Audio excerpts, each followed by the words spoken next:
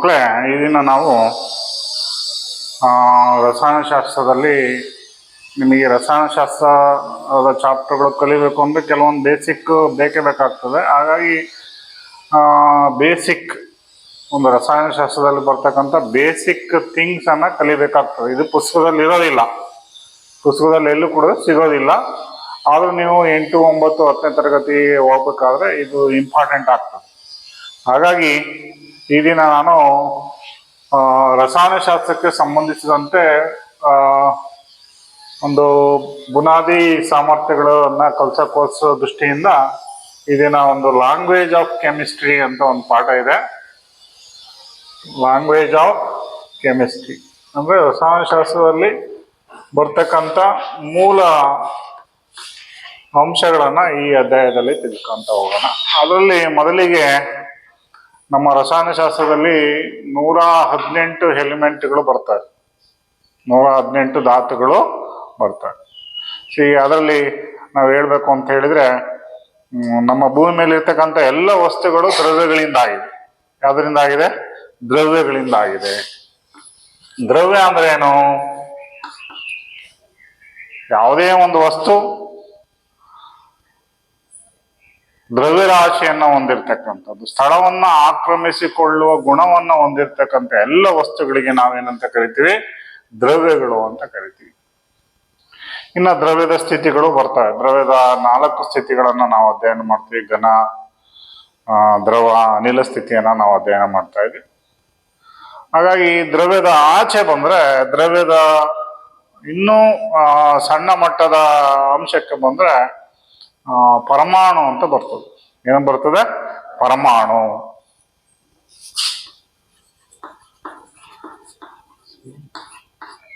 ಪರಮಾಣು ಅಂದ್ರೆ ಏನು?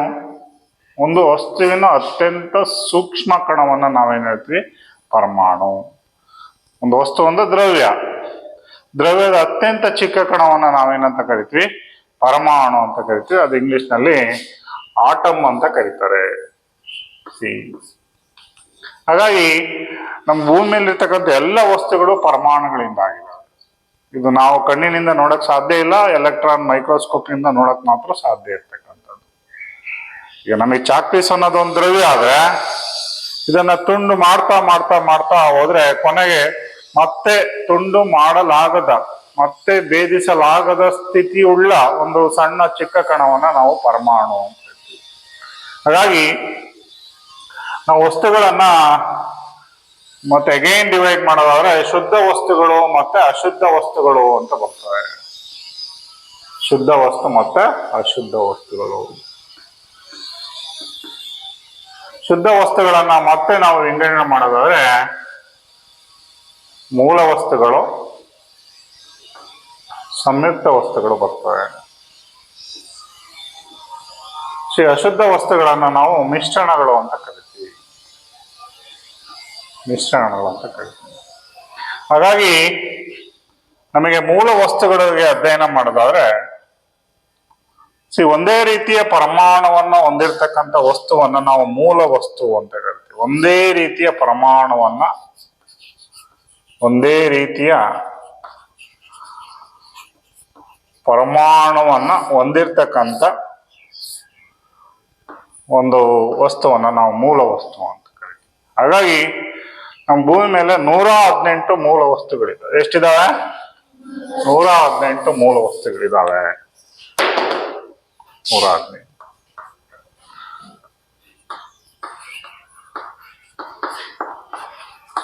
ಅದರಲ್ಲಿ ಪ್ರಮುಖವಾಗಿ 94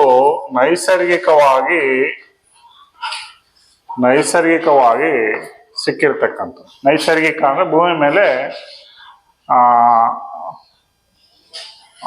ಓಪನ್ ಆಗಿ ಮೂಲ ರೂಪದಲ್ಲೇ ಸಿಗ್ತಕ್ಕಂಥ ವಸ್ತುಗಳು, ನೈಸರ್ಗಿಕ ವಸ್ತುಗಳು. ಇನ್ನು ಉಳಿದ 118 ಇನ್ನ 18 or 24 ವಸ್ತುಗಳು ಕೃತಕ ವಸ್ತುಗಳು, ಸಿಂಥೆಟಿಕ್ ಮೆಟೀರಿಯಲ್, ಸಿಂಥೆಟಿಕ್ ಎಲಿಮೆಂಟ್ಸ್ ಅಂತ ಕರಿತೀವಿ. ಇವು ನ್ಯಾಚುರಲ್ ಅಂತ ಕರಿತೀವಿ. Natural elements, natural. ಇನ್ನು 24 ಇದೆಯಲ್ಲ, ಇದು ಹೇಗೆ ತಯಾರು ಮಾಡಿದ್ದಾರೆ ಕಾರ್ಖಾನೆಯಲ್ಲಿ ಅಂತ ಹೇಳಿದ್ರೆ, ನ್ಯೂಕ್ಲಿಯರ್ ರಿಯಾಕ್ಷನ್ ಏನು ನ್ಯೂಕ್ಲಿಯರ್ ರಿಯಾಕ್ಷನ್ ಮೂಲಕ ಇವುಗಳನ್ನ ತಯಾರಿಸಿದ್ದಾರೆ. 24 ಎಲ್ಲ 118 ವಸ್ತುಗಳು ಒಂದೊಂದು ಮಹತ್ವ ಇದ್ದೇ ಇರ್ತದೆ. ಈಗ ನಿಮಗೆ ರಸಾಯನಶಾಸ್ತ್ರದಲ್ಲಿ ಪ್ರಮುಖವಾಗಿ ಬರ್ತಕ್ಕಂಥ 118ರಲ್ಲಿ ನಿಮ್ಮ ತರಗತಿಗೆ, ನಿಮ್ಮ ಹೈಸ್ಕೂಲ್ ಲೆವೆಲ್ಗೆ ಒಂದು 30ರಿಂದ 40 ಇಂಪಾರ್ಟೆಂಟ್ ಮೂಲ ವಸ್ತುಗಳು ನಿಮಗೆ ಕಲಿಬೇಕಾಗ್ತದೆ. ಆ ಮೂಲ ವಸ್ತುಗಳನ್ನ ನಾವು ಇಲ್ಲಿ ಪಟ್ಟಿ ಮಾಡ್ತಾ ಹೋದ್ರೆ, ಮೊದಲಿಗೆ 1ರಿಂದ 30 ಮೂಲ ವಸ್ತುಗಳನ್ನ ಆರ್ಡ್ರಲ್ಲೇ ಕಲಿಬೇಕು. ಆರ್ಡರ್ ಅಂದ್ರೆ ಕ್ರಮಾನುಗತವಾಗಿ ಕಲಿತಾ ಹೋಗ್ಬೇಕಾಗ್ತದೆ. ಈಗ ಆಲ್ರೆಡಿ ನಿಮಗೆ ಕೆಲವೊಂದು ಮೂಲ ವಸ್ತುಗಳು ಗೊತ್ತಿದ್ದಾವೆ. ಹಾಗಾಗಿ ಈ ಮೂಲ ವಸ್ತುಗಳನ್ನ ನಾವು ಬರಿತಾ ಹೋದ್ರೆ, ಮೊದಲನೇ ಮೂಲ ವಸ್ತು ಹೈಡ್ರೋಜನ್. ಹೈಡ್ರೋಜನ್ ಅಂದ್ರೆ ಇದರ ಸಿಂಬಲ್ H. ಏನು ಒಂದು ವಸ್ತುವಿನ ಸಿಂಬಲ್ ಅಂತ ಒಂದು ಸಂಕೇತವನ್ನ ಕಲಿತೀವಿ, ಒಂದು ರಾಸಾಯನಿಕ ಸಂಕೇತ. ಒಂದು ವಸ್ತುವನ್ನ ರೆಪ್ರೆಸೆಂಟ್ ಮಾಡೋಕ್ಕೋಸ್ಕರ IUPAC ಅವರು, ಯಾರು IUPAC ಅನ್ನೋ ಒಂದು ಸಂಸ್ಥೆ ಈ ಮೂಲ ವಸ್ತುಗಳಿಗೆ ಏನ್ ಮಾಡ್ತಾ ಹೋಗ್ತಿದೆ, ಸಂಕೇತವನ್ನ ಕೊಡ್ತಾ ಬಂದಿದೆ. ನೀವು ಕೊಟ್ಟಿದ್ದಲ್ಲ ಇದು. I ಅಂದ್ರೆ ಇಂಟರ್ನ್ಯಾಷನಲ್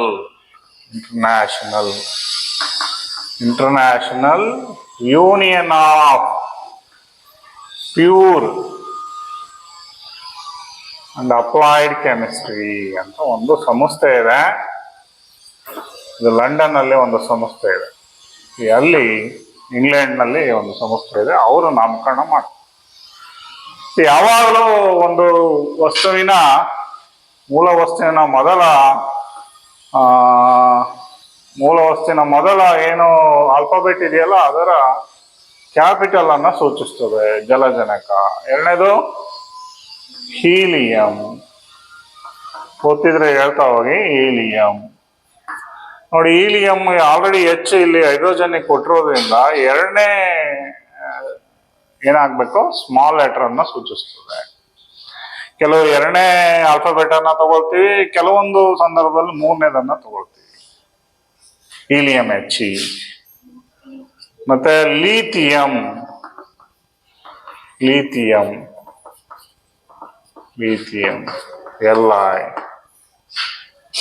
ನಾಲ್ಕನೇದು ಬೆರಿಲಿಯಂ.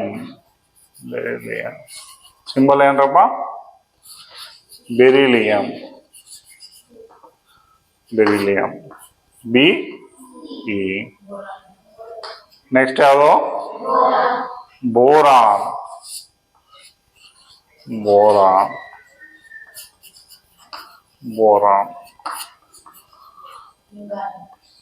ಇಂಗಾಲ. ಇಂಗ್ಲಿಷ್ನಲ್ಲಿ ಕೆಲವೊಂದು ಇಂಗ್ಲಿಷ್ನಲ್ಲಿ ನೆನ್ಪಿಡ್ಕೋಬೇಕಾದ್ರೆ ಕಾರ್ಬನ್ C ಇಂದ ಸೂಚಿಸ್ತದೆ. ಸಾರಜನಕ. ಇಂಗ್ಲಿಷ್ನಲ್ಲಿ ನೈಟ್ರೋಜನ್ ಅಂತ ಕರಿತೀವಿ. ಏನಂತ ಕರಿತೀವ್ರಪ್ಪ, ಕ್ಯಾಪಿಟಲ್ N. ಆಮ್ಲಜನಕ. ಆಕ್ಸಿಜನ್. O. 9ನೇದು ಫ್ಲೂರಿನ್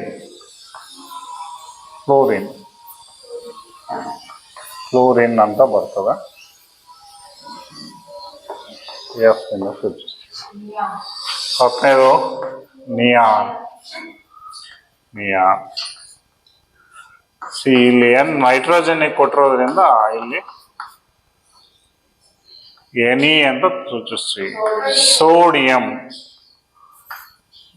ನೋಡಿ, ಇಲ್ಲಿ ನಿಮಗೆ ತೊಂದರೆ ಆಗ್ತದೆ. ಸೋಡಿಯಂ SO ಬರ್ತದೆ. ಇಲ್ಲಿ ನಾವು ಲ್ಯಾಟಿನ್ ಪದವನ್ನು ಸೂಚಿಸ್ತೀವಿ. ಲ್ಯಾಟಿನ್ ಪದ Ne ಲ್ಯಾಟಿನ್ ಪದ. ನೋಡಿ, ಕೆಲವೊಂದು ಲ್ಯಾಟಿನ್ ನೀವು ಹೇಳೋದಾದ್ರೆ ಯಾವ್ಯಾವ ಬರ್ತಾವ ಅಂತ ಹೇಳಿದ್ರೆ, ಲ್ಯಾಟಿನ್ ವಸ್ತುಗಳು, ಮೂಲ ವಸ್ತುಗಳು. ಒಂದನೇದು Ne ಅಂದ್ರೆ ನೇಟ್ರಿಯಂ ಅಂತ ಲ್ಯಾಟಿನ್ ಪದ. ನೆಡಿಯಂ.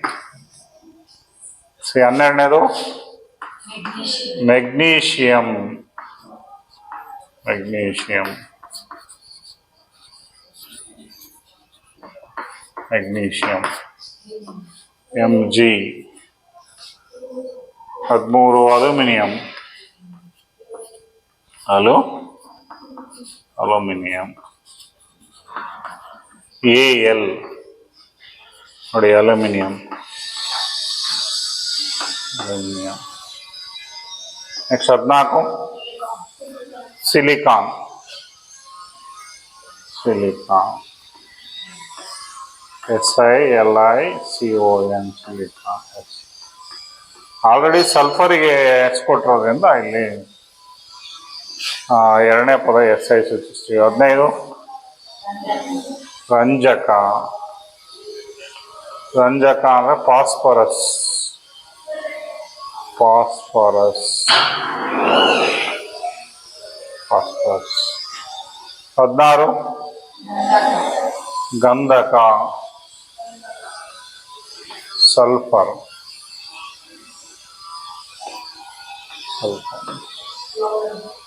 17 ಕ್ಲೋರಿನ್.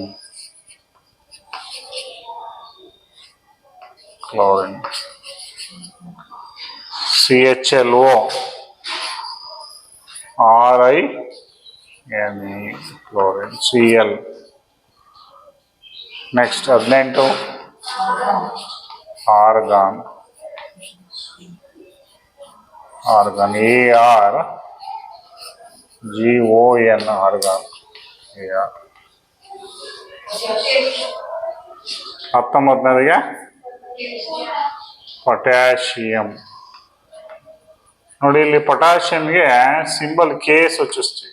ನೋಡಿ ಇದು ಲ್ಯಾಟಿನ್ ಪದ ಕೇಲಿಯಂ ಅಂತ. ಕೇಲಿಯಂ.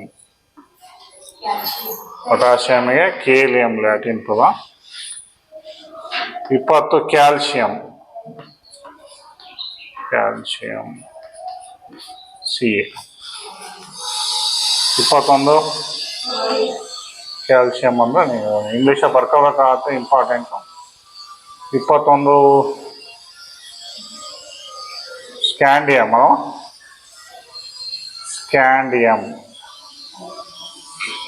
Scandium Sc. Next titanium. Titanium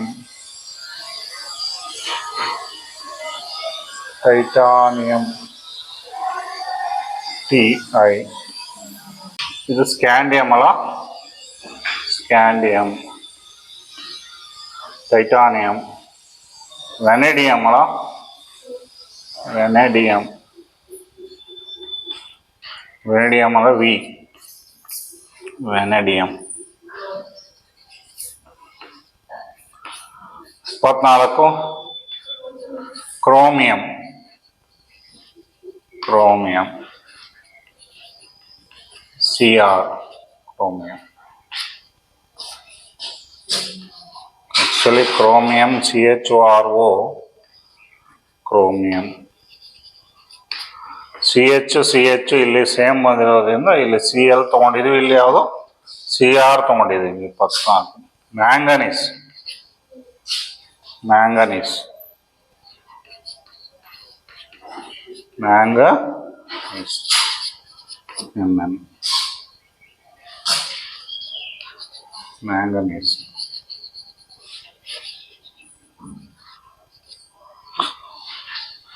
26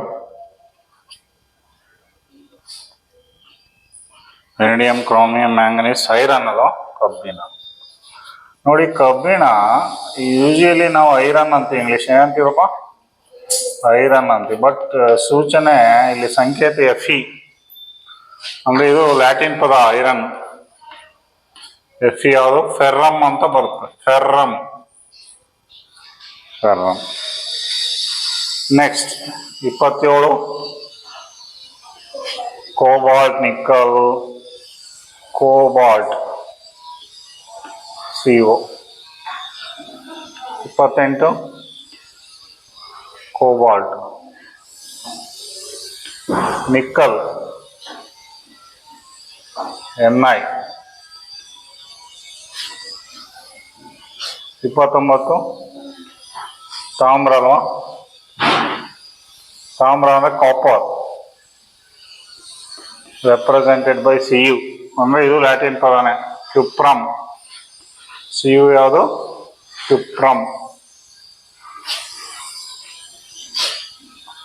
30 zinc, ಸತು, Zn. ಇಷ್ಟು 30 ಧಾತುಗಳು ನಿಮಗೆ ಬರಬೇಕು, ಬಂದ್ರೆ ನಿಮಗೆ ಈಸಿ ಆಗ್ತದೆ. ಇನ್ನೊಂದು 4-5 ಲ್ಯಾಟಿನ್ ಪದಗಳಿದೆ. 5 Au ಅಂದ್ರೆ ಬಂಗಾರ. ಏನಪ್ಪ? ಬಂಗಾರ. ಯಾವ್ದದು? ಅರ್ರಮ್ ಅಂತ ಬರುತ್ತೆ. ಅರ್ರಮ್, ಐರಮ್ ಅಥವಾ ಅರ್ರಮ್ ಅಂತ. ನೆಕ್ಸ್ಟ್ ಸಿಲ್ವರ್, ಬೆಳ್ಳಿ. ಬೆಳ್ಳಿ ಗೇಜಿ ಅಂತ ಕರಿತೀವಲ್ವಾ, ಅರ್ಜೆಂಟಮ್ ಅಂತ. ಅರ್ಜೆಂಟಮ್.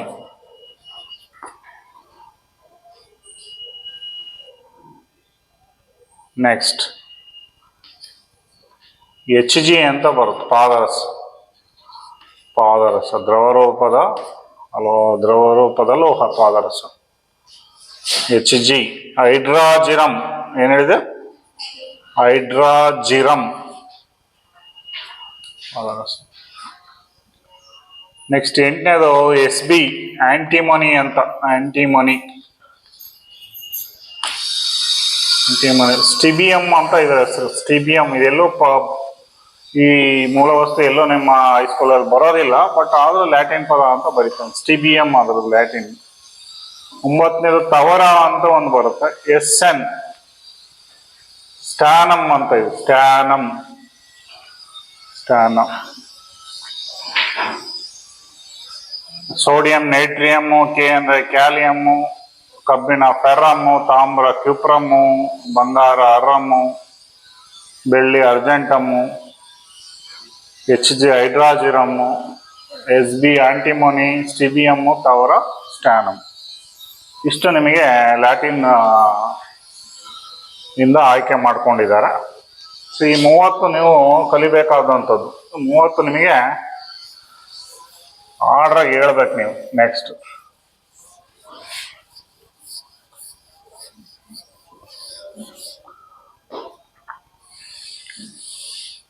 ಸಂಕೇತವನ್ನ ಯಾವಾಗಲೂ ಏನ್ ಮಾಡ್ಬೇಕು? ಮೊದಲ ಲೆಟರ್ ಕ್ಯಾಪಿಟಲ್ ಇರಬೇಕು, ತದನಂತರವು ಸ್ಮಾಲ್ ಲೆಟರ್ ಇರಬೇಕು. ಅಪ್ಪಿತಪ್ಪಿ ಮಿಸ್ಟೇಕ್ ಆದ್ರೆ ಏನಾಗುತ್ತೆ ಅಂತ ಹೇಳಿದ್ರೆ, ಒಂದು ಫಾರ್ ಎಕ್ಸಾಂಪಲ್ ನೋಡಿ, ಇದು ಸಿ ಮತ್ತೆ CO ಈ ತರ. ಸಿ ಸ್ಮಾಲ್ ಲೆಟರ್ಗೂ, ಸಿ ಮತ್ತೆ O ಕ್ಯಾಪಿಟಲ್ ಲೆಟರ್, ಇವೆರಡು ಒಂದೇನಾ? ಇವೆರಡು ಒಂದೇನಾ? ಬರಿಬೇಕಾದ್ರೆ ನಿಮ್ ಮಿಸ್ಟೇಕ್. ನಾನು ಹೇಳಿದ್ದೀನಿ 2ನೇ ಆಲ್ಫಾಬೆಟ್ ಯಾವಾಗ್ಲೂ ಸ್ಮಾಲ್ ಲೆಟರ್ ಇರಬೇಕು. ಬಟ್ ನೀವು 2ನೇ ಆಲ್ಫಾಬೆಟ್ ಬಿಗ್ ಲೆಟರ್ ಆಯ್ತು, ಇದು ಸ್ಮಾಲ್ ಲೆಟರ್ ಆದ್ರೆ ಡಿಫ್ರೆನ್ಸ್ ಏನು? ಡಿಫ್ರೆನ್ಸ್ ಇದೆ ನೋಡಿ. ಇದು ಅಣು ಆಗ್ತದೆ, ಇದು ಒಂದು ಮೂಲ ವಸ್ತು ಆಗ್ತದೆ. ನೋಡಿ, ಸಿ ಸ್ಮಾಲ್ ಲೆಟರ್ ಕೋಬಾಲ್ಟಿ ಬರುತ್ತೆ. ಯಾವುದು? ಕೋಬಾಲ್ಟ್. ಕೋಬಾಲ್ಟ್ ಅಲ್ವಾ? ಅದೇ ಸಿ ಮತ್ತೆ ಓನು ಕ್ಯಾಪಿಟಲ್ ಮಾಡಿದ್ರೆ, ಇನ್ಸ್ಟೆಡ್ ಸ್ಮಾಲ್ ಲೆಟರ್ ಇದೊಂದು ಕ್ಯಾಪಿಟಲ್ ಬರೆದ್ರೆ, ನೋಡಿ 2 ಮೂಲ ವಸ್ತುಗಳಿದೆ. ಒಂದು ಇಂಗಾಲ ಇದೆ ಸಿ, ಇನ್ನೊಂದು ಕ್ಯಾಪಿಟಲ್ ಆಕ್ಸಿಜನ್ ಇದೆ, ಆಮ್ಲಜನಕ ಇದೆ. 2 ಅಲೋಗಳಿಂದ ಅಂತ ಒಂದು ಅಣು ಇದೆ. ಯಾವ ಅಣು ಅಂತ ಹೇಳ್ತೀರಾ? ಇಂಗಾಲದ ಮಾನಾಕ್ಸೈಡ್, ಕಾರ್ಬನ್ ಮಾನಾಕ್ಸೈಡ್. ಒಂದು ರೂಲ್ ಇದೆ, ಯಾವಾಗಲೂ 2ನೇ ಲೆಟರ್ ಏನಿರ್ಬೇಕಮ್ಮ? Small letter. Suppose you write a big letter, ಇದು ಮಿಸ್ಟೇಕ್ ಆಗ್ತದೆ, ಮಾರ್ಕ್ಸ್ ಕಟ್ ಆಗ್ತದೆ. ಸೊ ಇದು ನಿಮ್ಮ ತಲೆಯಲ್ಲಿ ಇರ್ಬೇಕು. ಸುಮಾರು 7 ಲೆಟರ್ಗಳಿದಾವೆ ನೋಡಿ. ಇಲ್ಲಿ titanium, scandium, calcium, chromium, manganese, ಕಬ್ಬಿಣ, ಇವೆಲ್ಲವೂ ಕೂಡ 2ನೇ ಲೆಟರ್ ಇಂದ ಬರ್ತಕ್ಕಂಥ ಸಂಕೇತಗಳಿದಾವೆ. ಹಾಗಾಗಿ ನೀವು ಯಾವಾಗಲೂ 2ನೇ letter alphabet should be small letter. ಗೊತ್ತಾಯ್ತಾ? ನೆಕ್ಸ್ಟ್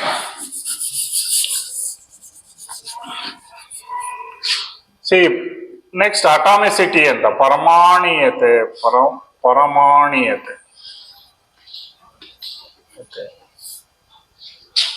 ಅಟಾಮಿಸಿಟಿ.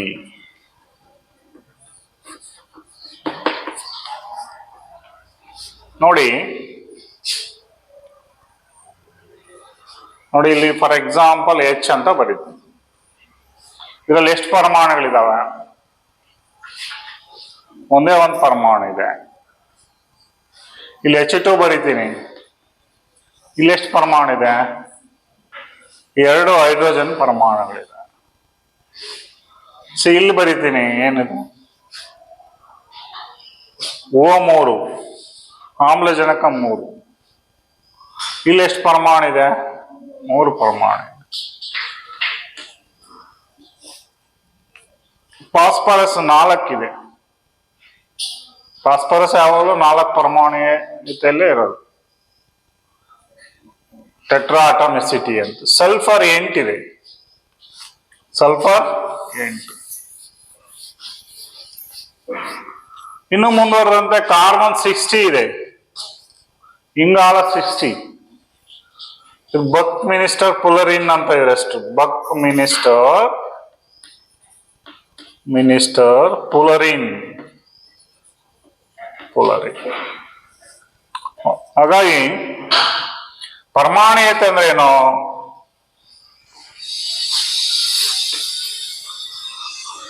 ಒಂದು ಧಾತುವಿನಲ್ಲಿ ಪರಮಾಣುಗಳು ಎಷ್ಟಿದಾವೆ ಅನ್ನೋದನ್ನ ಸೂಚಿಸ್ತಕ್ಕಂಥದ್ದನ್ನ ನಾವು ಪರಮಾಣೀಯತೆ ಅಂತ. ಪರಮಾಣೀಯತೆ ಅಂದ್ರೆ ಒಂದು ಮೂಲ ವಸ್ತುವಿನಲ್ಲಿರ್ತಕ್ಕಂಥ ಅಥವಾ ಒಂದು ಧಾತುವಿನಲ್ಲಿರ್ತಕ್ಕಂಥ ಪರಮಾಣುಗಳು ಎಷ್ಟಿದಾವೆ ಅನ್ನೋದನ್ನ ಸೂಚಿಸ್ತದೆ. ಅಥವಾ ಒಂದು ಅಣುವಿನಲ್ಲಿರ್ತಕ್ಕಂಥ ಏನು ಪರಮಾಣುಗಳಲ್ಲಿ ಎಷ್ಟೆಷ್ಟು ಪರಮಾಣುಗಳಿದಾವೆ ಅಂತ.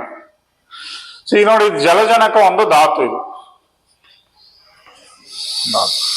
ಅದೇ ನೋಡಿ, ಇಲ್ಲಿ ಜಲಜನಕ ಧಾತು ಆಗಿಲ್ಲ. H ಅನ್ನೋದು ಏನಾಗಿದೆ? 2 H ಸೇರ್ಕೊಂಡು 2 H2 ಆಗಿದೆ. ಇದು ಅಣುವಾಗಿದೆ. ಇದು ದ್ವಿಪರಮಾಣೀಯ ವಸ್ತು. ಇದೇನಿದು? ದ್ವಿಪರಮಾಣೀಯ ವಸ್ತು.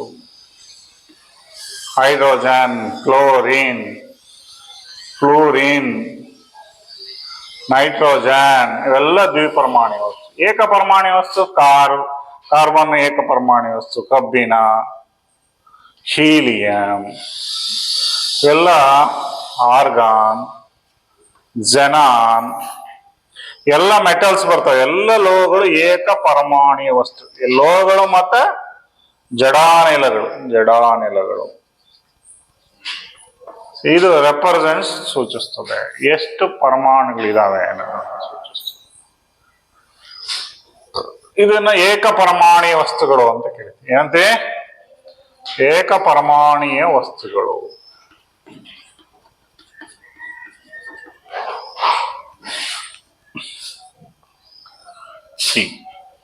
ನೋಡಿ, ಹೈಡ್ರೋಜನ್, ಕ್ಲೋರಿನ್, ಫ್ಲೋರಿನ್, ನೈಟ್ರೋಜನ್ ಇವೆಲ್ಲ ದ್ವಿಪರಮಾಣೀಯ ವಸ್ತುಗಳು ಬರ್ತವೆ. ನೋಡಿ O3. ನೋಡಿ ಮೂರು ಏನಾಗಿದೆ? ಅಣುವಿನಿಂದ ಏನಾಗಿದೆ? ರಚನೆ ಆಗಿದೆ. ಇದನ್ನ O3 ಅಂತ ಕರೀತೀವಿ. ಇದನ್ನ ಓಜೋನ್ ಅಂತ ಕರೀತೀವಿ. ಓಜೋನ್ ತ್ರಿಪರಮಾಣೀಯ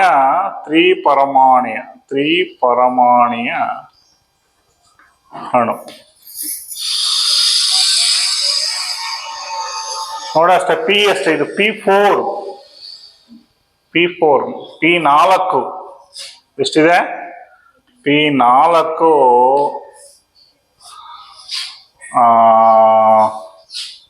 ಪರಮಾಣುವಿಂದ ಆಗಿರ್ತಕ್ಕಂಥ ಅಣು. ನೋಡಿ SIT ಹೇಗಿರ್ತದೆ ನೋಡಿ. SIT ಈ ತರ ಸರ್ಕ್ಯುಲರ್ ಆಗಿರ್ತದೆ.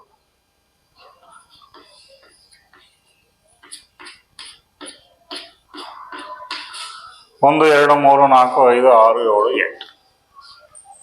ಗಂಧಕ ಇದು ಟೆಟ್ರಾ ಏನಿದು ಚತುರ್ಪರಮಾಣೀಯ ಚತುರ್ಪರಮಾಣೀಯ ಅಣು. ಇದು ಅಷ್ಟಕಾಷ್ಟ. 8 ಅಂತೀವಿ. ಅಷ್ಟಕ ಅಲ್ವಾ, ಅಷ್ಟಕ ರಚನೆಯಲ್ಲಿ ಅಷ್ಟಕ ಪರಮಾಣೀಯ ಆಗ್ತಾ, ಇಂಗ್ಲಿಷ್ನಲ್ಲಿ ಆಗ್ತಾ ಅಂತೇಳಿ. ಅಷ್ಟಕ ಪರಮಾಣೀಯ ಅಣು ನೋಡಿ. C16 ಫುಟ್ಬಾಲ್ ತರ ಇರ್ತದೆ. ಈ ತರ ಫುಟ್ಬಾಲ್ ತರ ರಚನೆ ಆಗಿರ್ತದೆ.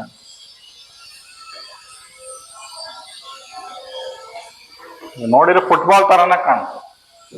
ಅದಕ್ಕೆ ಇವನ್ ಕಂಡುಹಿಡಿದಿದ್ದು C60 ಬಕ್ಮಿನಿಸ್ಟರ್ ಫುಲರಿನ್ ಅಂತ ಕಂಡುಹಿಡಿದಿದ್ದು. ಅದಕ್ಕೆ ಅವನಿಗೆ ಒಂದು ಹೆಸರು ಕೊಟ್ಟಿದ್ದಾರೆ, ಕಾರ್ಬನ್. ಈ ತರ ಒಂದು ಮಾಲಿಕ್ಯೂಲ್ ಅಲ್ಲಿ ಅಥವಾ ಒಂದು ಎಲಿಮೆಂಟ್ ಅಲ್ಲಿ ಎಷ್ಟು ಪರಮಾಣುಗಳು ಇದೆ ಅನ್ನೋದು ಸೂಚಿಸ್ತಕ್ಕಂಥದ್ದನ್ನೇ ನಾವು ಪರಮಾಣುಯತೆ, ಅಟಾಮಿಸಿಟಿ ಅಂತ ಕರಿತೀವಿ. ಈಗ ಹೇಳಿ, H2 ಮಾಲಿಕ್ಯೂಲ್ ಎಷ್ಟು ಪರಮಾಣು ಇದೆ ಅಂತ ಹೇಳ್ತೀರಾ? H2 ಅಣುವಿನಲ್ಲಿ ಎಷ್ಟು ಪರಮಾಣುಗಳಿವೆ ಹೇಳಿಸ್ತೀರಾ? ನೋಡಿ, ಇಲ್ಲಿ 2 ಧಾತುಗಳಿದಾವಲ್ವ. ಇಲ್ಲಿ ಹೆಚ್ಚಿಗೆ 2, ಹೋಗೆ 1. ಅಲ್ಲಿ ಎಷ್ಟಾಯ್ತು? 3 ಪರಮಾಣು. ನೋಡಿ, 3 ಇದೆ. ಯಾವ ತರ? ಹಾಗಾಗಿ ಗೊತ್ತಾಯ್ತಾ ಇದು ಪರಮಾಣುಯತೆ ಅಂದ್ರೆ? ರೈಟ್.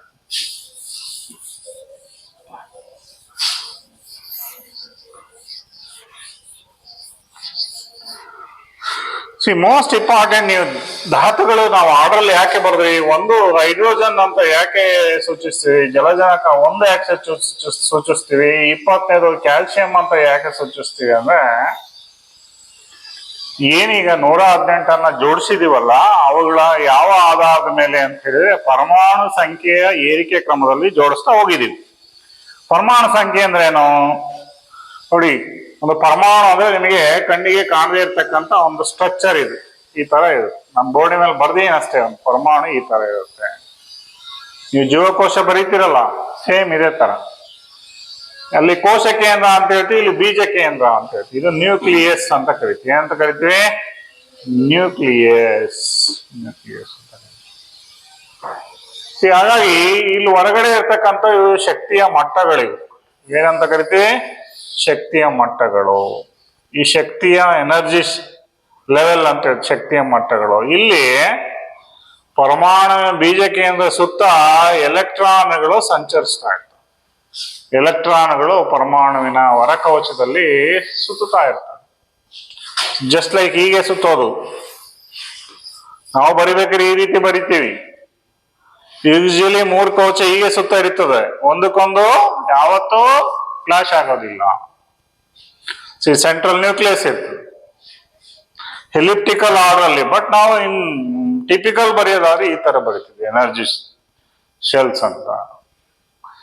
ಹಾಗಾಗಿ ಹೊರ ಕವಚದಲ್ಲಿ ಎಲೆಕ್ಟ್ರಾನ್ ಸುತ್ತುತ್ತಾ ಇರ್ತವೆ. ಸೆಂಟ್ರಲ್ ಏನಿರ್ತದೆ ಅಂತ ಹೇಳಿದ್ರೆ ಪ್ರೋಟಾನ್ ಮತ್ತೆ ನ್ಯೂಟ್ರಾನ್ ಏನಾಗಿರ್ತದೆ, ಒಂದಕ್ಕೊಂದು ಟೈಟ್ಲಿ ಬಾಂಡಿಂಗ್ ಆಗಿರ್ತದೆ. ಒಂದಕ್ಕೊಂದು ಗಟ್ಟಿಯಾಗಿ ಏನ್ ಮಾಡಿರ್ತವೆ, ಅಂಟಿಕೊಂಡಿರ್ತವೆ. ಹಾಗೆ ನಾನು ಇಲ್ಲಿ 3 ಕಣಗಳ ಬಗ್ಗೆ ನಾನು ಪ್ರಸ್ತಾಪ ಮಾಡಿದೆ. ಒಂದು ಪ್ರೋಟಾನ್,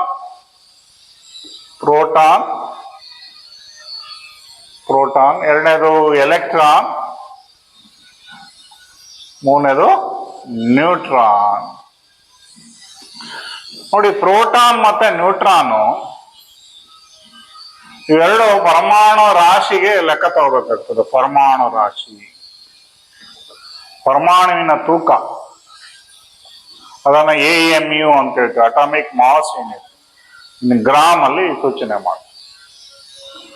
ಹಾಗಾಗಿ ಪ್ರೋಟಾನ್ ಮತ್ತೆ ನ್ಯೂಟ್ರಾನ್ ಎಲ್ಲಿರ್ತದೆ ಅಂತ ಹೇಳಿದ್ರೆ ಬೀಜ ಕೇಂದ್ರದಲ್ಲಿ ಇರ್ತದೆ.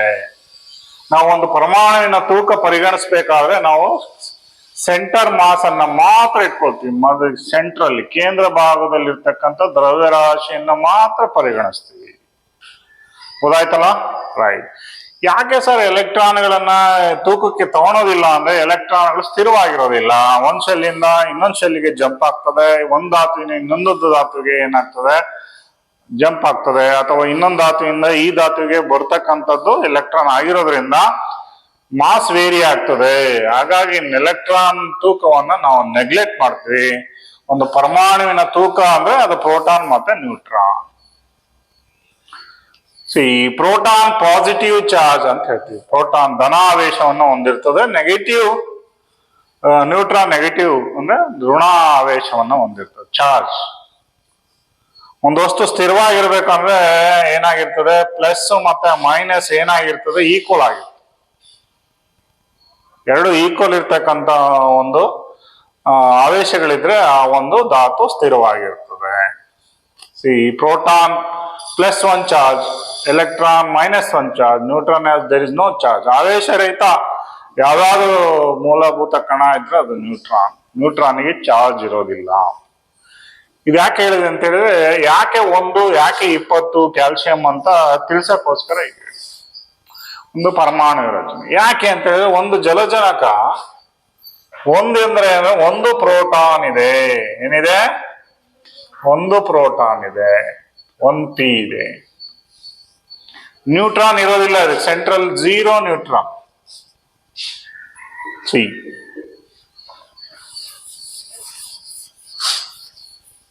ನೋಡಿ, ಪ್ರೋಟಾನ್ ಒಂದೇ ಒಂದು ಪ್ರೋಟಾನ್ ಇರುತ್ತೆ. ಪ್ರೋಟಾನ್ ಎಷ್ಟಿರುತ್ತೆ ಅಷ್ಟೇ ಈ ಎಲೆಕ್ಟ್ರಾನ್ ಇರುತ್ತೆ. ಎಷ್ಟು ಎಲೆಕ್ಟ್ರಾನ್?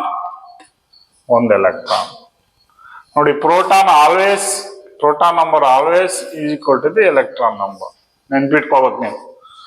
ಪ್ರೋಟಾನ್ ಅಂದ್ರೆ ಎಲೆಕ್ಟ್ರಾನ್ ನಂಬರ್ ಎರಡು ಒಂದೇ ಸಮವಾಗಿರುತ್ತೆ. ಈಗ 1 ಅಂದ್ರೆ ಇದು ಪ್ರೋಟಾನ್ ನಂಬರ್, ಅದನ್ನ Z ಇಂದ ಸೂಚಿಸ್ತೀವಿ. Z ಅಂದ್ರೆ ಪರಮಾಣು ಸಂಖ್ಯೆ. Z ಅಂದ್ರೆ ಪರಮಾಣು ಸಂಖ್ಯೆ. 5 ಕಾಮನ್ ಅಲ್ಲಿ ಹೇಳೋದ್ರೆ ಪ್ರೋಟಾನ್ ನಂಬರ್. ಏನ್ ಹೇಳ್ತೀವಿ? ಪ್ರೋಟಾನ್ ಸಂಖ್ಯೆಗೆ ನಾವು Z ಅಂತ ಸೂಚಿಸ್ತೀವಿ. ಹಾಗಾಗಿ 1 ಪ್ರೋಟಾನ್ ಇದೆ. ಎಷ್ಟು ಎಲೆಕ್ಟ್ರಾನ್ ಇದೆ? 1 ಎಲೆಕ್ಟ್ರಾನ್ ಇದೆ. ಹಾಗಾಗಿ ನ್ಯೂಟ್ರಾನ್ ಇದೆಯಾ?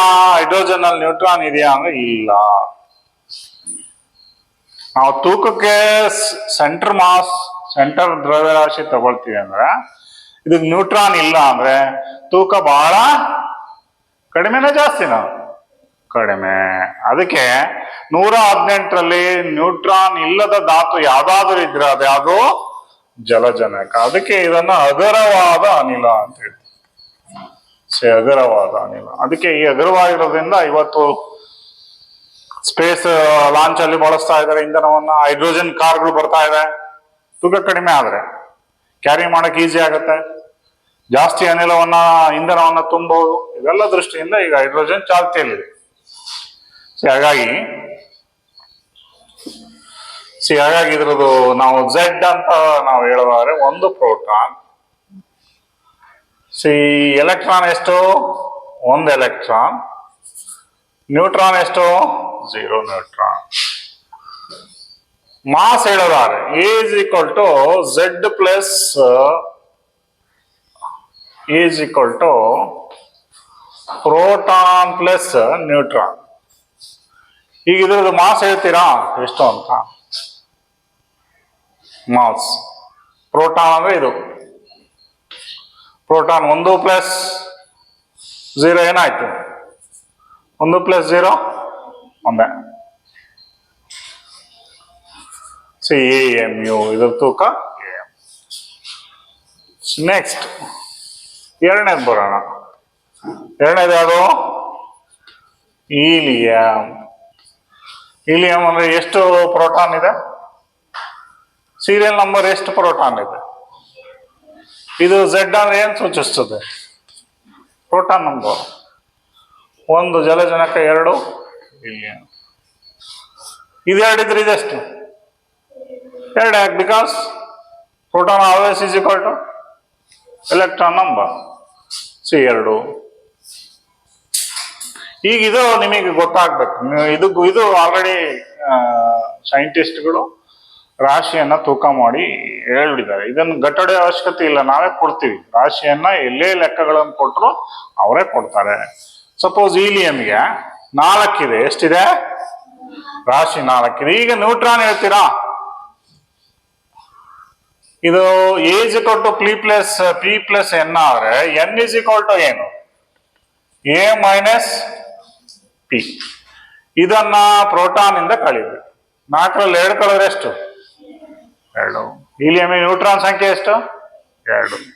ನಿಮಗೆ ಸಣ್ಣದ ನ್ಯೂಟ್ರಾನ್ ನಂಬರ್ ಕಂಡುಹಿಡಿಯಕ್ಕೆ ಹೇಳ್ತಾನೆ. ನ್ಯೂಟ್ರಾನ್ ನಂಬರ್ ಕಂಡುಹಿಡಿಯಕ್ಕೆ ಹೇಳಿದ್ರೆ ಅವನೇನ್ ಕೊಟ್ಟಿರ್ಬೇಕು? Z ಕೊಟ್ಟಿರ್ಬೇಕು, A ಕೊಟ್ಟಿರ್ಬೇಕು. A minus Z is equal to what? Neutron. ಅಂದ್ರೆ A minus Z ಅಂದ್ರೆ A minus P ಅಂತ, ರಾಶಿ ಮೈನಸ್ ಪ್ರೋಟಾನ್ ಅಂತ. ಸೊ ಇದು ನಿಮಗೆ ಅನುಕೂಲ ಆಗ್ತದೆ. ನೆಕ್ಸ್ಟ್ ಮೂರನೇದು ಲಿಥಿಯಂ. ಲಿಥಿಯಂ ಎಷ್ಟು ಹೇಳ್ತೀರಾ? 3 ಪ್ರೋಟಾನ್, 3 ಎಲೆಕ್ಟ್ರಾನ್. ನ್ಯೂಟ್ರಾನ್ ನಂಬರ್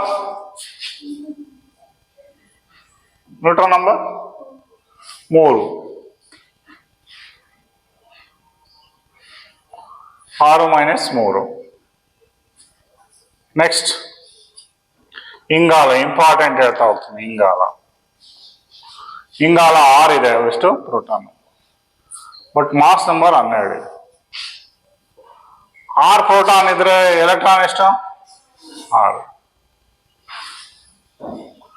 ಇದೆಷ್ಟು? Neutron number. A minus Z 12 6 ಇಂಗಾಲ ವೇರಿಯೇಬಲ್ ಇದೆ. 11ರಿಂದ 12, 13 ಇದೆ. ಹಾಗಾಗಿ ಐಸೋಮರ್ಸ್ ಅಂತ ಬರ್ತದೆ. ಅದು 3 ದ್ರವ್ಯರಾಶಿಗಳಲ್ಲಿ ಸಿಗ್ತದೆ. ಬೇರೆ ಬೇರೆ ದ್ರವ್ಯರಾಶಿಗಳಲ್ಲಿ ಇಂಗಾಲ ಸಿಗ್ತದೆ. ನೆಕ್ಸ್ಟ್ ಇಂಪಾರ್ಟೆಂಟ್ ಒಂದು ಇಂಗಾಲ 6.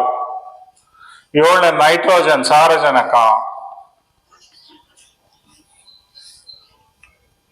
ಸಾರಜನಕ 7. ಎಷ್ಟನೇ ನಂಬರ್ ಸಾರಜನಕ? 7. Mass number 14. ಎಲೆಕ್ಟ್ರಾನ್ ನಂಬರ್ ಇದು 14 7 ಅವರ neutron number 7. Next sodium. Sodium ಎಷ್ಟಪ್ಪ? 11. Mass number 23. ಇದೆಷ್ಟು? Very good. 11. ಇದು 11 ಅಲ್ಲ. ಎಷ್ಟಮ್ಮ? 23 11 ಹೋದ್ರೆ ಎಷ್ಟು? 12. ಇನ್ನೊಂದು ಇಂಪಾರ್ಟೆಂಟ್ ಆಕ್ಸಿಜನ್ ಬಿಟ್ಟಿದ್ದೀವಿ ನೋಡಿ, ಆಮ್ಲಜನಕ. ಎಷ್ಟನೇದಿದೆ ಎಲಿಮೆಂಟ್? 8. ಪ್ರೋಟಾನ್. ಎಲೆಕ್ಟ್ರಾನ್ ಇದು 16 ಇದೆ. ಇದು ಕೂಡ 8. ನೆಕ್ಸ್ಟ್ ಸೋಡಿಯಂ ಆಯ್ತಾ. ನೆಕ್ಸ್ಟ್ ಮೆಗ್ನೀಷಿಯಂ ಇದೆ. 12 ಯಾವ್ದಪ್ಪ? ಮೆಗ್ನೀಷಿಯಂ. ಇದು 12 proton number. Electron number 12. Mass number 24. ನಾನು ಇದನ್ನು ಕೊಡ್ತೀನಿ ನಿಮಗೆ. 24 12 ಹೋದ್ರೆ 12. ಸಿ ನೆಕ್ಸ್ಟ್ ಕ್ಲೋರಿನ್ ತಗೊಳ್ಳೋಣ. 17ನೇದು ಯಾವುದು? Chlorine. Proton number 17. Electron number. Mass number 35 ಅಥವಾ 37, ಯಾವ್ದಾರ ತೊಂದರೆ. 35.5 ಹೇಳ್ತೀವಿ. ಯೂಶಲಿ 35 ತಗೊಳ್ಳೋಣ. ಈಗ ಎಷ್ಟಾಗುತ್ತೆ? 35 17 ಹೋದ್ರೆ ಎಷ್ಟು? ಎಷ್ಟಮ್ಮ? 18 ಅಲ್ವೇನ್ರ? 18 ನ್ಯೂಟ್ರಾನ್ ನಂಬರ್. ಈಗ ಒಂದು ಧಾತುವಿನಲ್ಲಿ ನ್ಯೂಟ್ರಾನ್ ನಂಬರ್ ಕಂಡುಹಿಡಿಯೋದು ಗೊತ್ತಾಯ್ತಲ್ವಾ? Proton number is equal to electron number. Neutron number ಬೇಕು ಅಂದ್ರೆ ಪರಮಾಣು ರಾಶಿಯಿಂದ ಏನ್ ಕಳಿಬೇಕು? ಪ್ರೋಟಾನ್ ಅನ್ನ ಕಳಿಬೇಕು. ನಮಗೆ ನ್ಯೂಟ್ರಾನ್ ನಂಬರ್ ಸಿಗುತ್ತೆ. ಹಾಗಾದ್ರೆ ನಾವು ಎಲ್ಲ ಧಾತುಗಳಲ್ಲಿ ನ್ಯೂಟ್ರಾನ್ ಇದೆ ಅಲ್ವಾ? ಎಲ್ಲ ಧಾತುಗಳಲ್ಲಿ ನ್ಯೂಟ್ರಾನ್. ಒಂದು ಧಾತುವಿನಲ್ಲಿ ನ್ಯೂಟ್ರಾನ್ ಇಲ್ಲ. ಯಾವ್ದಪ್ಪದು? ಹೈಡ್ರೋಜನ್. ಗೊತ್ತಾಯ್ತಲ್ಲ? ನಾಳೆ ಬರ್ತಾ ನೀವು 30 ಧಾತುಗಳು ನ್ಯೂಟ್ರಾನ್ ನಂಬರ್ ಬರ್ಕೊಂಡ್ಬರ್ಬೇಕು. ನಾನು ಮಾಸ್ ನಂಬರ್ ಕೊಡ್ತೀನಿ, ಬರ್ಕೊಂಬಂದಾಗ ನಮಗೆ ನ್ಯೂಟ್ರಾನ್ ಗೊತ್ತಾಗ್ತದೆ. ನೆಕ್ಸ್ಟ್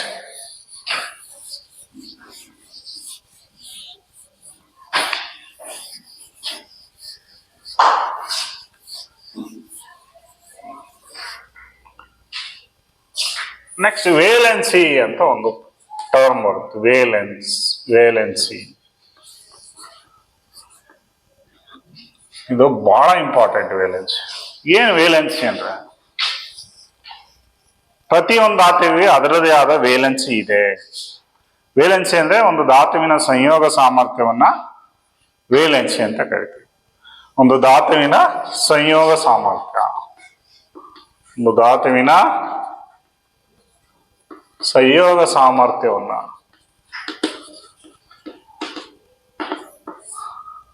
ಕಂಬೈನಿಂಗ್ ಕೆಪಾಸಿಟಿ ಅಂತ ಇಂಗ್ಲಿಷ್ ಹೇಳುತ್ತೆ. ಕಂಬೈನಿಂಗ್ ಕೆಪಾಸಿಟಿ, ಸಂಯೋಗ ಸಾಮರ್ಥ್ಯ, ಕಂಬೈನಿಂಗ್ ಕೆಪಾಸಿಟಿ.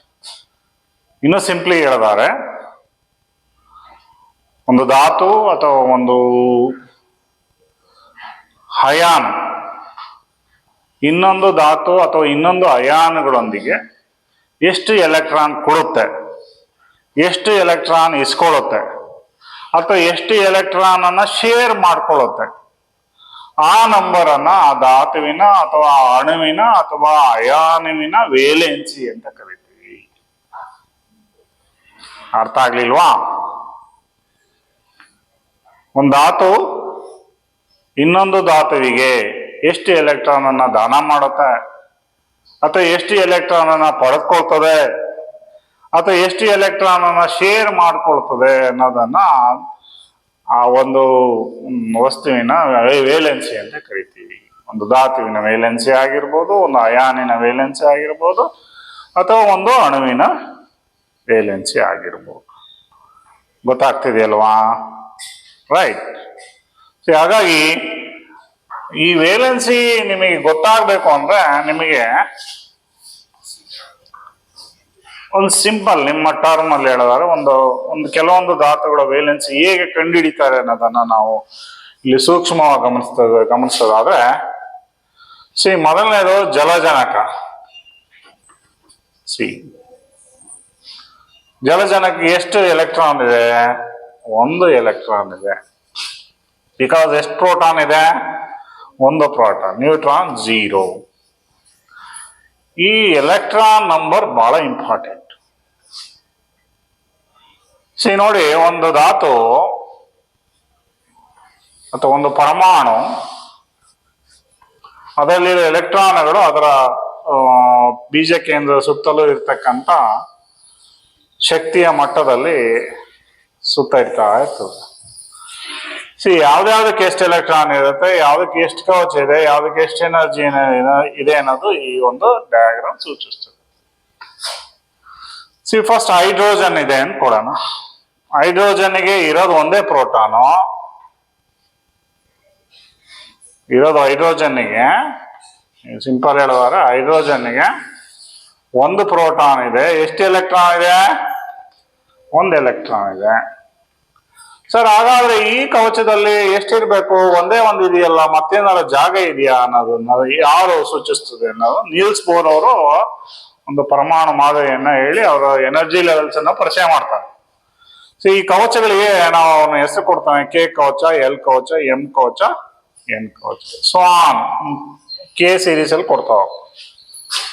ಪ್ರತಿಯೊಂದು ಕವಚದಲ್ಲಿ ಎಷ್ಟು ಎಲೆಕ್ಟ್ರಾನ್ ಇರಬೇಕು ಅನ್ನೋದು ಒಂದು ಸೂತ್ರ ಇದೆ, 2n² ಸೂತ್ರ.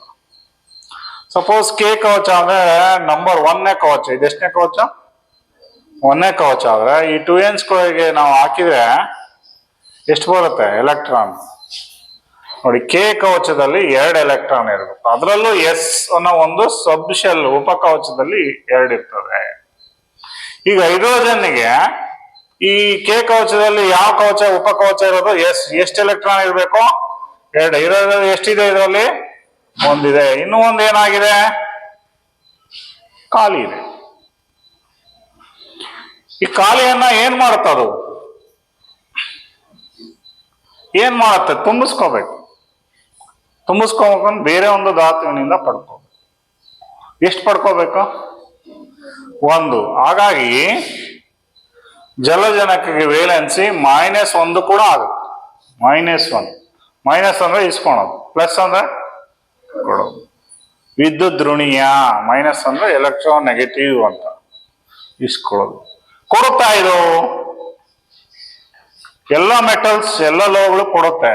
ಅದ್ರ ಜೊತೆ ಇದೊಂದು ಹೈಡ್ರೋಜನ್. ಹಲೋಗಳು ಯಾವುದೇ ಕಾರಣಕ್ಕೂ ಕೊಡೋದಿಲ್ಲ, ಅವು ಯಾವಾಗಲೂ ಇಸ್ಕೊಳೋದೆ. ಆದ್ರೆ ಹೈಡ್ರೋಜನ್ ಅದು ಸೇರ್ಕೊಳ್ತದೆ. ಏನ್ ಮಾಡುತ್ತೆ, ಕೆಲವೊಂದ್ಸರಿ ಇರೋ ಎಲೆಕ್ಟ್ರಾನ್ ಅನ್ನ ಕೊಡೋ ಸಂಭವ ಇರ್ತದೆ.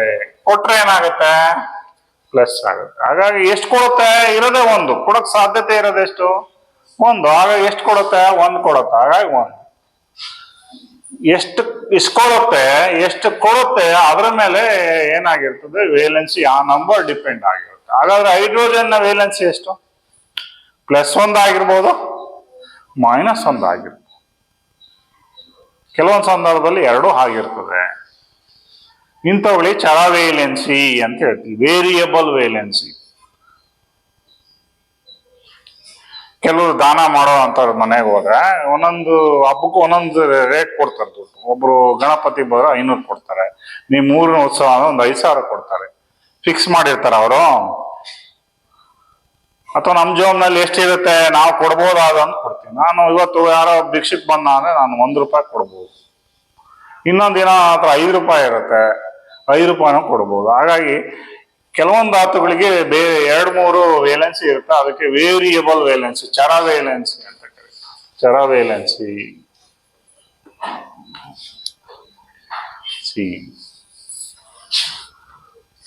ನೆಕ್ಸ್ಟ್, ಸಪೋಸ್ N ಎರಡನೇ ಕವಚ ಇದ್ರ, ಈ ಕವಚದಲ್ಲಿ 2 ಎಲೆಕ್ಟ್ರಾನ್ ಕೆಪಾಸಿಟಿ. ಎರಡನೇ ಕವಚದಲ್ಲಿ ಎಷ್ಟು ಇರ್ತದೆ ಅಂದ್ರೆ 8 ಎಲೆಕ್ಟ್ರಾನ್. ಕೆಪಾಸಿಟಿ ಎಷ್ಟಿದಕ್ಕೆ, 8.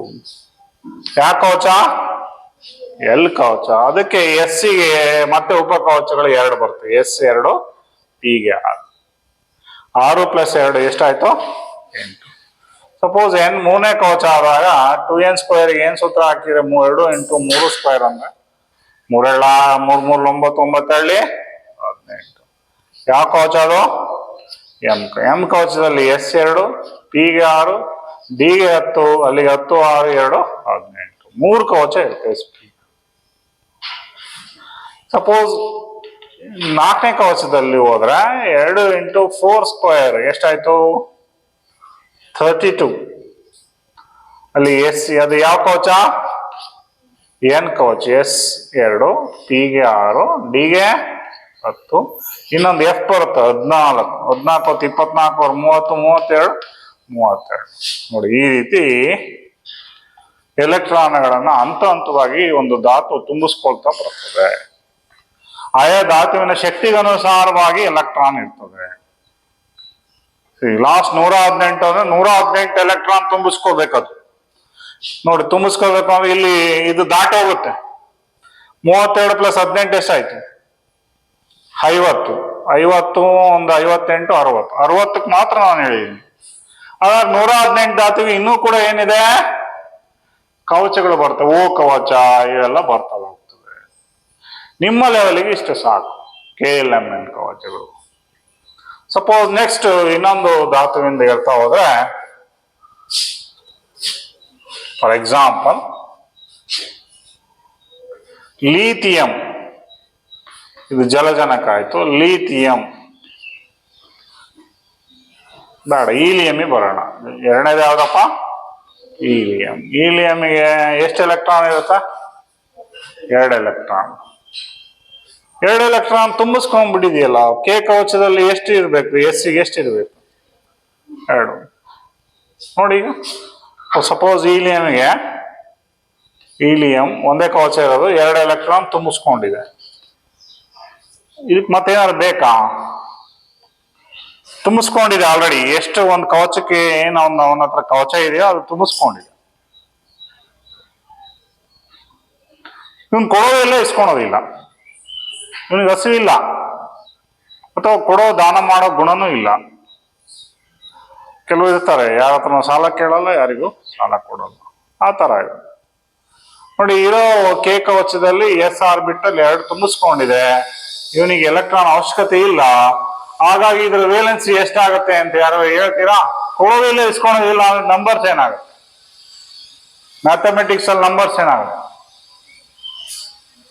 ಏನಾಗ್ಬೋದು, ಯಾವ ನಂಬರ್ ಆಗ್ಬೋದು, ಯಾವ್ದು 0 ಆಗುತ್ತೆ. ಹಾಗಾಗಿ ಹೀಲಿಯಂನ ವೇಲೆನ್ಸಿ ಎಷ್ಟು? 0. ನೀವು ಪಿರಿಯಾಡಿಕ್ ಟೇಬಲ್ ಅಲ್ಲಿ ಲಾಸ್ಟಿಗೆ 18ನೇ ವರ್ಗದಲ್ಲಿ ಇದ್ದಾನೆ. Helium, neon, argon, krypton, xenon, Radeon ಇವರೆಲ್ಲ ಇವ್ರ ವೇಲೆನ್ಸಿ 0. ಜಡಾನಿಲಗಳು, ರಾಜಾನಿಲಗಳು 0 ವೇಲೆನ್ಸಿ ಧಾತುಗಳು ಅಂತಾರೆ. ಇವ್ರು ಯಾರು ಕೊಡೋದಿಲ್ಲ, ಇಸ್ಕೊಳೋದಿಲ್ಲ. ಅಂದ್ರೆ ಕೊಡೋದಿಲ್ಲ, ಇಸ್ಕೊಳೋದಿಲ್ಲ ಅಂದ್ರೆ ಯಾರ ಜೊತೆನೂ ರಾಸಾಯನಿಕವಾಗಿ ಬೆರೆಯೋದಿಲ್ಲ, ಸಂಯುಕ್ತಗಳು ಆಗೋದಿಲ್ಲ.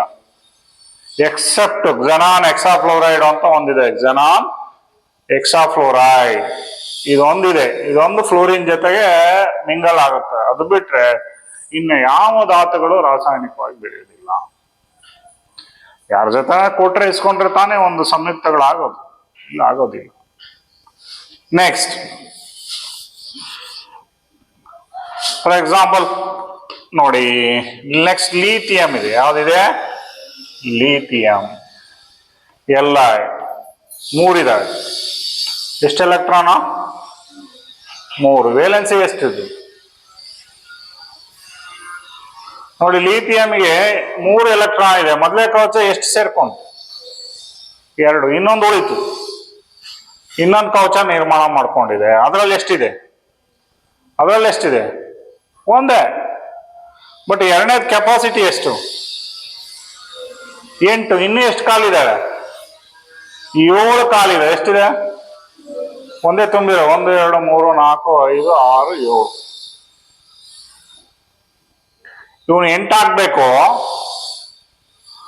ಒಂದು ಧಾತು ಸ್ಥಿರವಾಗಿರ್ಬೇಕು ಅಂದ್ರೆ 2 ರೂಲ್ ಇದೆ. ಒಂದು ಧಾತು ಸ್ಥಿರವಾಗಿರ್ಬೇಕು ಅಂದ್ರೆ 2 ರೂಲ್. ಒಂದು ಮಿನಿಮಮ್ ಡ್ಯೂಯೆಟ್ ಅಂತ ಹೇಳ್ತೀವಿ. ಡ್ಯೂಯೆಟ್ ರಚನೆ ಇರ್ಬೇಕು ಅಂದ್ರೆ 2 ಎಲೆಕ್ಟ್ರಾನ್ ಇರ್ಬೇಕು.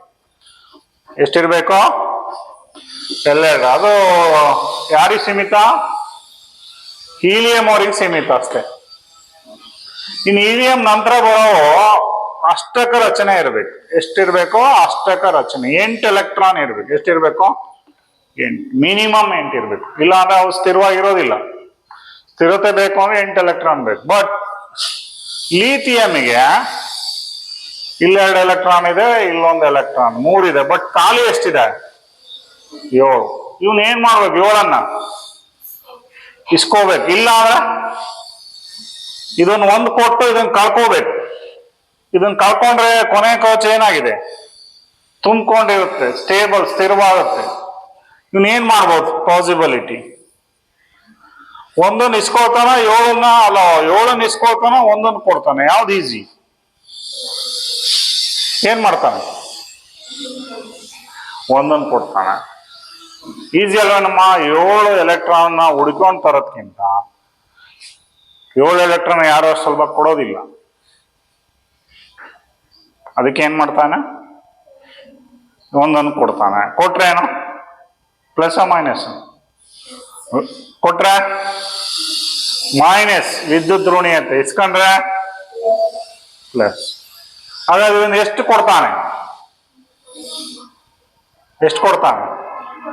1 ಮೈನಸ್. ಅದಕ್ಕೆ ಇದ್ರ ವೇಲೆನ್ಸಿ 1 ಮೈನಸ್. ಲೀಥಿಯಂಗೆ ಯಾವಾಗಲೂ ಈ ತರ ಬರೀತೇವೆ, 1 ಮೈನಸ್. ಅಲ್ಲ ಕೊಟ್ರೆ ಪ್ಲಸ್ ಅಲ್ವೇನ್ರ? ಕೊಟ್ರೆ ಪ್ಲಸ್. ಎಷ್ಟು ಕೊಡ್ತಾನೆ? 1. ಕೊಟ್ರೆ ಪ್ಲಸ್, ಇಸ್ಕೊಂಡ್ರೆ ಮೈನಸ್. ಇವನ್ ಕೊಡ್ತಾನೆ, ಇಸ್ಕೊಳ್ತಾನೆ? ಕೊಡ್ತಾನೆ. ಯಾಕೆಂದ್ರೆ 7 ಇಸ್ಕೊಳ್ಳೋದು ಕಷ್ಟ. ಹಾಗಾಗಿ ನೆಕ್ಸ್ಟ್ ಆನೇದ್ ಬರ್ತೀನಿ, ಹಿಂಗಾಲ. ಇವಂದ ಏನಾಗುತ್ತೆ ಕತೆ ನೋಡೋಣ. ಕಾರ್ಬನ್ ಎಷ್ಟು ಎಲೆಕ್ಟ್ರಾನ್ ಇದೆ? 6 ಇದೆ. ಎಷ್ಟಿದೆ? 6. ಕಾರ್ಬನ್ ಮೊದಲನೇ ಕವಚ 2 ತುಂಬಿಸ್ಕೊಂಡಿದೆ. ಎರಡನೇ ಕವಚ 4 ಇದೆ. ಎರಡನೇ ಕವಚ ಎಷ್ಟು? 4. ಎರಡನೇ ಕವಚ ಕೆಪಾಸಿಟಿ ಎಷ್ಟು? 8. ಇನ್ನು ಎಷ್ಟು ಬೇಕು ಇವನಿಗೆ? ಇನ್ನು 4 ಎಲೆಕ್ಟ್ರಾನ್ ಬೇಕು. ಇವನಿಗೆ 2 ಸಂದರ್ಭ ಇದೆ. 4 ಕೊಡ್ಬೋದು, 4 ಇಸ್ಕೋಬಹುದು.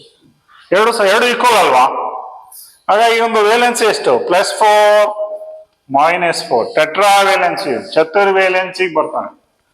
ಕಾರ್ಬನ್ ಒಂದು ವಿಶಿಷ್ಟವಾದ ಗುಣ ಟೆಟ್ರಾ ವೇಲೆನ್ಸಿ. ಇನ್ನೊಂದು ಸಂದರ್ಭ ಇದೆ. ಒಂದೊಂದ್ಸಲ ಟೋಟಲ್ ಇದರಲ್ಲಿ ಎಷ್ಟಿರ್ಬೇಕು? 4 ಇದೆ. ಒಂದೊಂದ್ಸಲ 2 ಕೊಡ್ತಾನೆ, ಒಬ್ನಿಗೆ 2 ಇನ್ನೊಬ್ನಿಗೆ 2 ಅಂತ. ಹಾಗಾಗಿ ಅದು ಸಂಭವ ಆಗುತ್ತೆ. ನೆಕ್ಸ್ಟ್ 7 ಸಾರಜನಕಕ್ಕೆ ಬರೋಣ. ನೋಡಿ, ತುಂಬಾ ಚರವೇಲೆನ್ಸಿ ಒಂದಕ್ಕಿಂತ ಹೆಚ್ಚು ಸಂದರ್ಭದಲ್ಲಿ ಬೇರೆ ಬೇರೆ ಎಲೆಕ್ಟ್ರಾನ್ ಅನ್ನ ಕೊಡ್ತಾನೆ. ಸಾರಜನಕ ಎಷ್ಟನೇ ನಂಬರು? 7. ನೋಡಿ, ಸಾರಜನಕ ಮೊದಲನೇ ಕವಚ 2, ಎರಡನೇ ಕವಚ ಎಷ್ಟು? 5. ನಿನಗೆ ಎಷ್ಟು ಬೇಕು? 3 ಬೇಕು. 3 ಇಸ್ಕೊಳ್ತಾನ? ಇಸ್ಕೊಳ್ತಾನ? -3.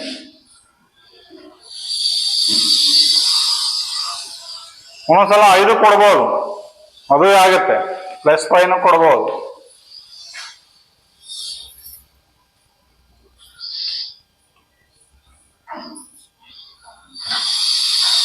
ಈ ತರ ಚರವೇಲೆನ್ಸಿಗಳು ಬರ್ತಾ ಹೋಗ್ತವೆ.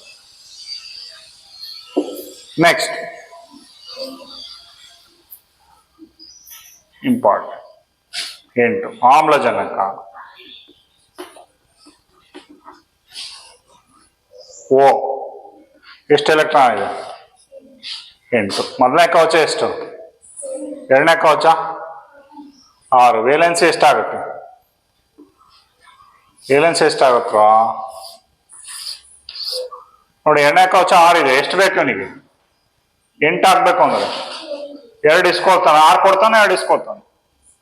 2 ಇಸ್ಕೊಳ್ತಾನೆ. ಆ ವೇಲೆನ್ಸಿ ಎಷ್ಟು? 2 ಮೈನಸ್. ಆಕ್ಸಿಜನ್ O2 ಮೈನಸ್ ಅಂತ ಕರೀತೀವಿ. ನೆಕ್ಸ್ಟ್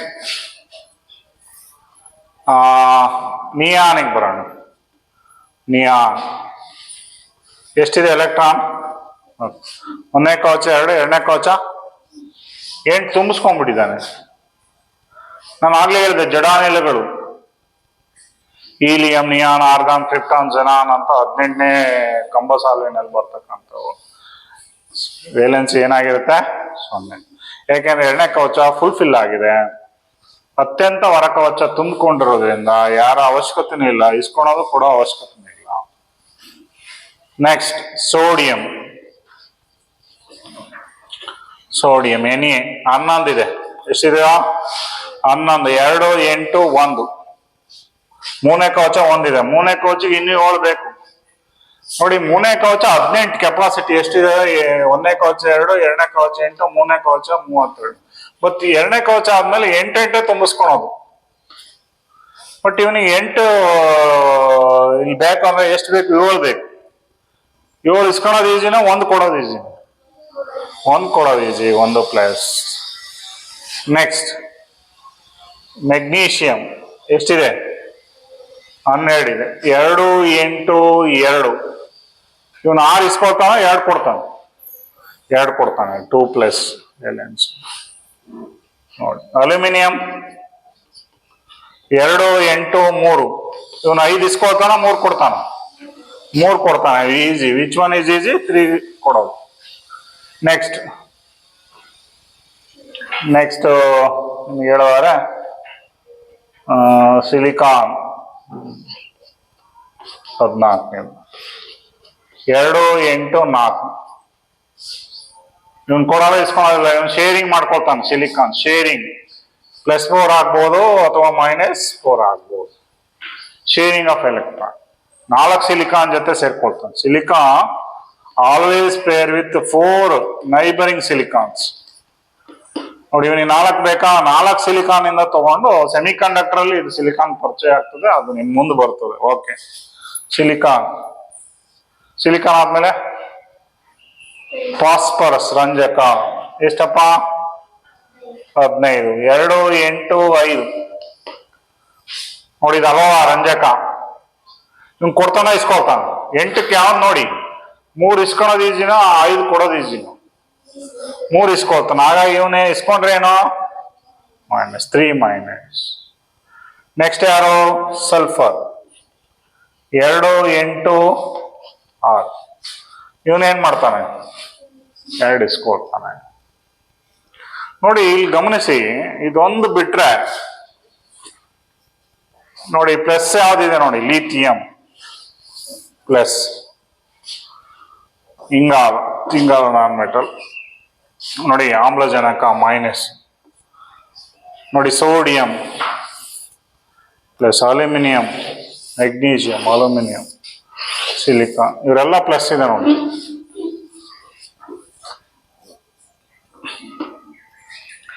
ಆಲ್ಮೋಸ್ಟ್ ಲೋಹಗಳು.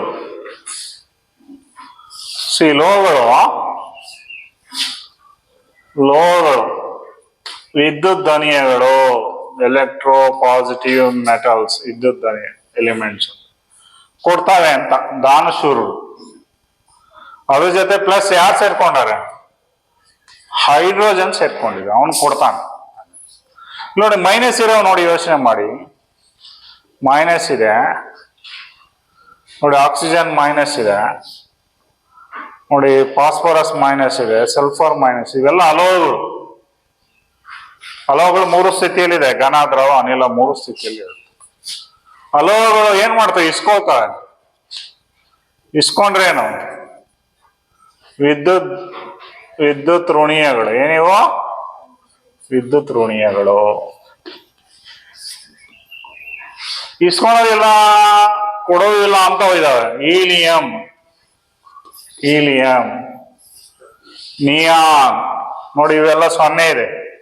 ಇಸ್ಕೊಳೋದಿಲ್ಲ, ಕೊಡೋದಿಲ್ಲ. ಅವ್ಯಾರು 0 ಯಾವುದು, ಜಡಾನಿಲಗಳು. ಗೊತ್ತಾಯ್ತೇನ್ರಪ್ಪ, ವೇಲೆನ್ಸಿ ಅಂದ್ರೆ ಗೊತ್ತಾಯ್ತಲ್ವ. ಇದ್ರ ಆಧಾರದ ಮೇಲೆ ವೇಲೆನ್ಸಿ ಚಾರ್ಟ್ ಇರ್ತದೆ, ವೇಲೆನ್ಸಿ ಚಾರ್ಟ್ ಬರೆಸ್ತೀನಿ. ಅದರಲ್ಲಿ ಮಾನೋವೇಲೆನ್ಸಿ, ದ್ವಿವೇಲೆನ್ಸಿ, ಟ್ರೈವೇಲೆನ್ಸಿ, ಅದರಲ್ಲಿ ಧನ ವೇಲೆನ್ಸಿಗಳು, ಋಣ ವೇಲೆನ್ಸಿಗಳು ಬರ್ತವೆ. ಅದನ್ನು ಕಲ್ಕೋಬೇಕಾಗ್ತದೆ.